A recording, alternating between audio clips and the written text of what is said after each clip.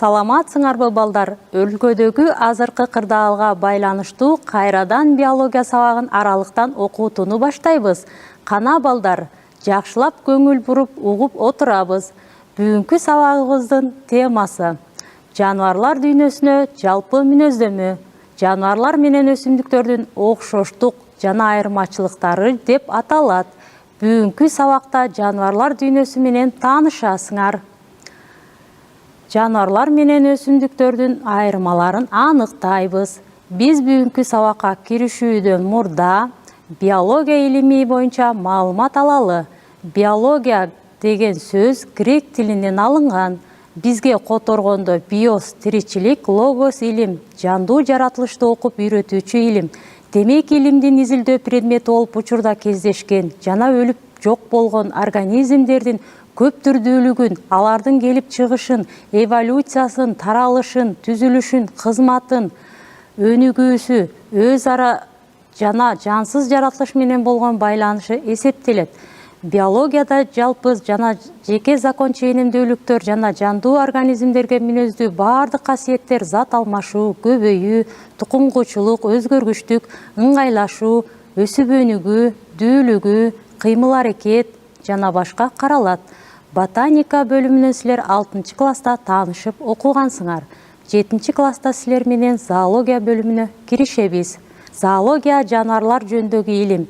Зоон жаныбар, логос илим деген сөздөн келип чыккан.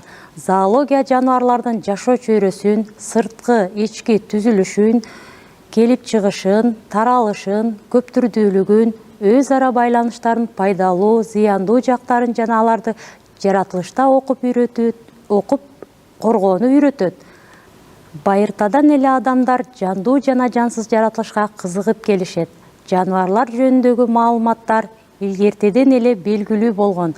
Аларды сыпаттаган жана адамдын турмушундагы мааниси жөнүндөгү адабияттар байыркы Кытай, Индия өлкөлөрүндө пайда болгон. Зоология боюнча алгачкы маалыматтар грек философу Аристотельге таандык. Ал биринчи жолу илимге түр жана тукум жөнүндөгү түшүнүктөрдү киргизген. Жаныбарларды 2 топко каны барлар жана каны жоктор деп бөлгөн. Зоологиянын өнүгүшүнө Карл Линней, Жан Батыс Ламарк, Чарльз Дарвин жана башка окумуштуулар зор салым кошушкан. Биология илимин изилдөө ыкмаларына жана практикада колдонулушуна карай бир нече өз алынча илимдерге жана багыттарга бөлүнөт. Биологияда төмөнкүдөй систематикалык топтор иш жүргүзүүдө. Вирусология, вирустар жөнүндөгү илим, микробиология, микроорганизмдерди изилдөөчү илим, микология козу карындарды изилдейт, ботаника өсүмдүктөрдү изилдейт, зоология жаныбарларды изилдейт, антропология адамды изилдейт. Мисалы, жаныбарлар дүйнөсүнө курт-кумурскалар, моллюскалар, деңиз жылдыздары, балыктар, адам жана башка өз кучагына алат. Жаныбарлар дүйнөсү көп түрдүү жана кызыктуу. Зоологияда жаныбарлардын ар тараптан изилдөөчү төмөнкүдөй тармактары бар. Анатомия жана морфология жаныбарлардын ички жана сырткы түзүлүшүн изилдейт. Мисалы, эң жөнөкөй жаныбарларды протозоология, метеокурттарды гельминтология, моллюскаларды малакология, курт-кумурскаларды энтомология окутат. Омурткалуулардан балыктарды ихтиология, жерде сууда жашоочуларды сойлоп жүрүүчүлөрдү герпетология, куштарды орнитология, сүт эмүүчүлөрдү маммология изилдеп окутат. Ал эми өлүп жок болгон жаныбарларды палеонтология илими изилдейт. Азыркы кезде жаныбарлардын жалпы түрлөрү болжол менен 1,5 миллионго жакын. Алар бир клеткалуу жана көп клеткалуу жаныбарлар. Алардын ичинен көбү курт-кумурскалар. Жаныбарлар денесинин өлчөмү жана формасы жана башка белгилери менен айырмаланышат. Зоология сабагынан силер өзүңөр жашаган планетадагы тирүү организмдер жөнүндө кызыктуу маалыматтарды окуп үйрөнөсүңөр. Жаңы түрлөрдү ачуу дагы деле улантылып жатат. Жаныбарлар менен өсүмдүктөрдүн окшоштуктары жана айырмачылыктары. Окшоштуктары: жаныбарлар менен өсүмдүктөр тирүү организмдердин негизин түзөт. Келип чыгышы жагынан бири-бирине жакын жандуу организмдер. Буга алардын түзүлүшүндөгү жана тиричилик аракетиндеги бир катар жалпы окшоштуктарга күбө болуп турат. Бардык тирүү организмдер клеткалык түзүлүштө болот.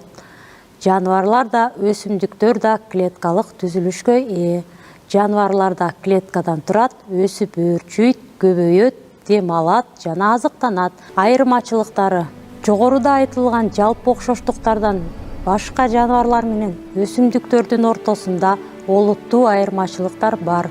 Бул организмдердин ортосундагы эң башкы айырмачылык алардын зат алмашууларынан байкалат.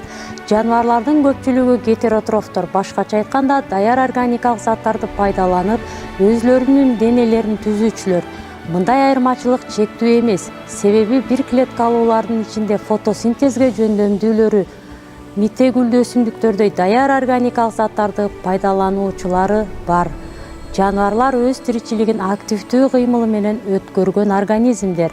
Алар бир орундан экинчи орунга сүзүп, жылып, жөрмөлөп, сойлоп, учуп бара алышат.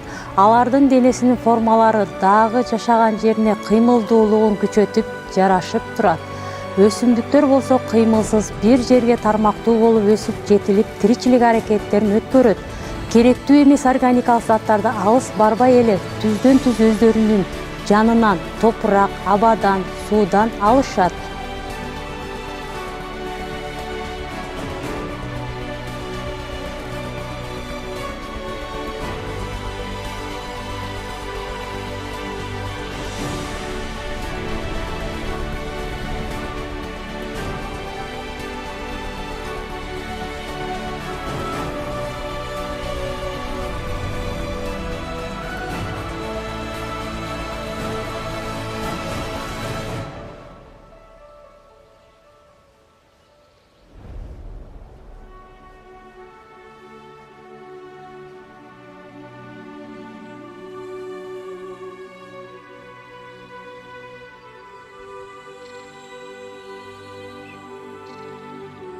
Систематикада жаныбарлардын көп түрдүүлүгүн изилдеп, ар кандай топторго бөлүүчү илим, систематикалык топтордо бөлүштүрүүдө швед окумуштуусу жана табият изилдөөчүсү Карл Линнейдин салымы чоң. Ал окшош түрлөрдү тукумга, тукумду урууга, урууну түркүмдөргө, түркүмдү класстарга, класстарды типке, ал эми типтер жаныбарлар дүйнөсүнө бириктирген, түргө аныктама берген. Биз буларды ар бир сабакта пайдаланабыз. Түр белгилүү аймакта жашаган, түзүлүшү тукум куучу белгилери боюнча окшош, өзүнөн кийин тукум калтырган жандыктардын жыйындысы. Карл Линней жаныбарларга кош ат берүү принцибин киргизген. Түрдү атоодо биринчи тукум жаныбарлардын жакын тукуму урууга биригет. Жылтырлар, көкчарлар жана башка тукумдар каңылтырлар уруусуна кирет. Уруу жаныбарлардын жакын жана тектеш тукуму урууга биригет. Мисалы, чабактар, жылтыр таман балыктар жана башка тукумдары каңылтыр уруусуна биригет. Түркүм, жакын уруулар түркүмгө биригет. Мисалы, алабуга, бурмакелер уруусу каңылтыр сымалдуу балыктар түркүмүнө биригет. Класс жакын түркүмдөр классына биригет. Мисалы, каңылтыр сымал балыктар, алабуга сымалдуулар жана башка түркүмдөрү сөөктүү, нурганаттуу балыктар классына биригет. Тип балыктар, канаттуулар жана башка класстары хордалуулар тибине биригет. Типтер биригип жаныбарлар дүйнөсүн түзөт. Жаныбарлар дүйнөсү эки дүйнөчөгө бөлүнөт. Бир клеткалуу жана көп клеткалуу. Көп клеткалуулар омурткалуу жана омурткасыз болуп, кээ бир учурда аралык топтор колдонулат. Мисалы, балыктар чоң классы, классча жана башка. 1990-жылы австралиялык биолог Карл Вазе дүйнөдө эң чоң домен бирдигин киргизген. Жаныбарлар дүйнөсүнүн табигый классификациясына мисал катары ысык көл сазанын карайлы. Домен эукариоттор, дүйнө жаныбарлар, дүйнөчө көп клеткалуулар, тип хордалуулар, типче омурткалуулар, чоң класс балыктар, класс сөөктүү балыктар, түркүм каңылтыр сымалдуу балыктар, уруусу каңылтырлар, тукуму жылтырлар, өкүлү ысык көл сазаны. Жаныбарлардын денесинин салыштырмалуу өлчөмү. Жануарлар денеси түзүлүштөрү, дене каптоолору, кыймыл органдары, жүрүм-турумдары жана башка белгилери менен айырмаланышат. Жануарлардын көлөмдөрү дүйнөдө эң чоң жануар көк кит. Ал океанда жашайт. Анын узундугу 33 метрге жетип, салмагы 150 тоннага жетет. Ал эми кургакта жашаган эң чоң жануар Африка пиле. Анын салмагы 5 тонна, боюнун бийиктиги 3,5 метрге жетип, узундугу 45 метрге жетет. Жануардын формалары көптөгөн өтө майда, көзгө илешпеген жануарларды микроскоп менен гана көрө алабыз. Жануарлардын денесинин бөлүмдөрү да, түзүлүшү да ар түрдүү болот. Бир клеткалуу жануарлар амеба, вольвок жана туфилканын денелери мүчөлөргө бөлүнбөйт. Алсак тасма курттар денесинин эки бөлүгү баш дене дурус байкалат. Дарья рагы ала жөргөмүштүн денеси эки бөлүмдөн, баш жана курсагынан турат. Омурткалуу жануарлардын денеси 3, 4 жана 5 бөлүмдөрдөн турат. Алсак алабуга карптын денеси баш, тулку бой, куйрук бөлүмдөрүнөн түзүлгөн. Сүт эмүүчүлөрдөн омуртка тутумунда 5 бөлүм, моюн, арка, бел, куймылчак, куйрук ачык көрүнүп турат. Жануарлардын каптоолору. Жануарлардын денелерин каптап, коргоп турган каптоолору да ар башка. Бир клеткалуу эвглена менен туфилканын денеси жука кабыкча чел менен капталган. Сөөлжандын терисинде катуу каптоосу болбойт. Дарья рагынын жана саратандын денесинин сыртында катуу каптоосу бар. Анын курамында атайын органикалык зат хитин нык зат болот. Ал денесинин туруктуу формасын кармап турат. Чабактын териси мүйүздүү калканча кабыктар менен капталган. Канаттуулардын денесинин сырты куш жүн, ал эми айбанаттардыкы көк суур, суусар жана башка жануарлардыкы жүн менен капталган. Жануарлардын кыймыл органдары. Бир клеткалуу жануарлардын кыймыл органдары түкчөлөр, шапалакчалар, жалган буттар. Көп клеткалуу жануарлар кол буттар, канаттар, сүзгүчтөр, калакчалар жана башкалары менен кыймылдайт. Жануарлардын көп түрдүүлүгү жана бири-бири менен айырмасы алардын сырткы көрүнүшүнөн жана башка көрүнүшүнөн гана байкалбастан, ошондой эле алардын жүрүм-турумунан, өзгөчө ички түзүлүшүнөн, өзгөчөлүктөрүнөн да ачык көрүнөт. Тиричилик чөйрөлөрү. Жер аба, организм, суу, топурак. Жануарлар жаратылыштын ар кандай чөйрөлөрүндө, сууда, кургакта, абада таралышкан. Ал тургай өсүмдүктөрдүн, жаныбарлардын, адамдын органында да кездешет. Жер аба чөйрөсүндө жануарлар токойдо, талаада, шалбада жана башка жерлерде тараган. Бул чөйрөдө сүт эмүүчүлөр, курт-кумурскалар, сойлоп жүрүүчүлөр, куштар жана башкалар жашайт. Жер аба чөйрөсүндө жануарлар көп түрдүү болот.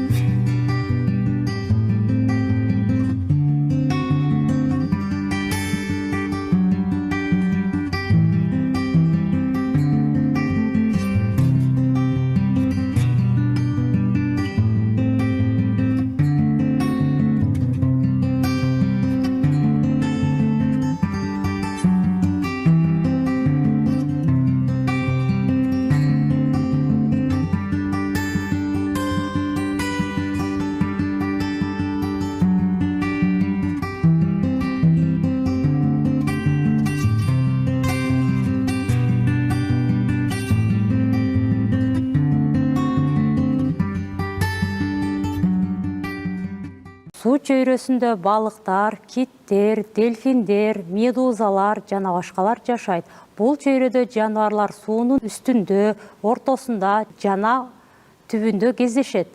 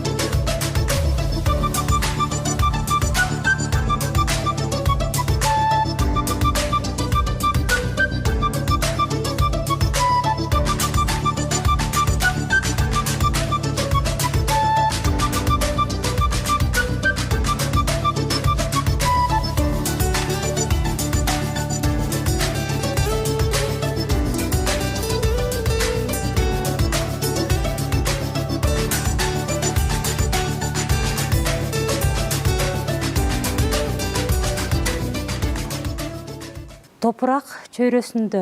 Топурак чөйрөсү абдан нык жана нымдуу келип жарык болбойт. Бул чөйрөдө сөөл жандар, сокур чычкандар, жыландар, кээ бир жаныбарлардын личинкалары жана башка жаныбарлар жашайт. Ошондуктан бул жаныбарлардын топуракты казып жол салуу жасоочу органдары жакшы өрчүгөн.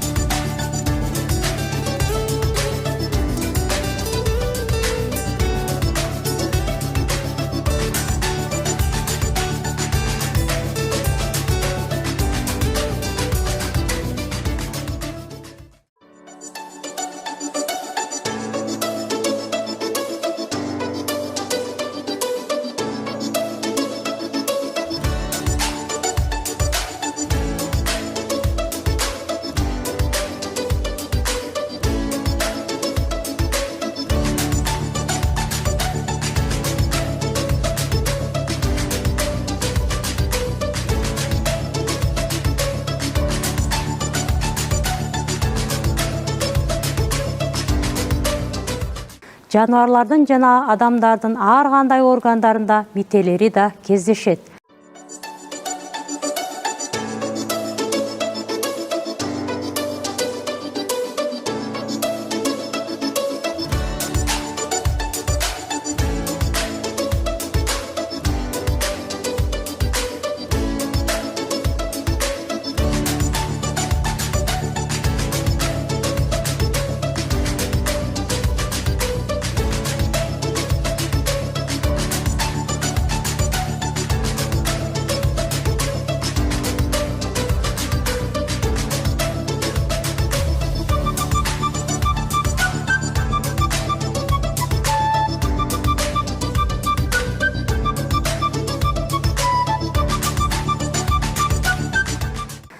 Жаныбарлардын байырлоочу аймактары.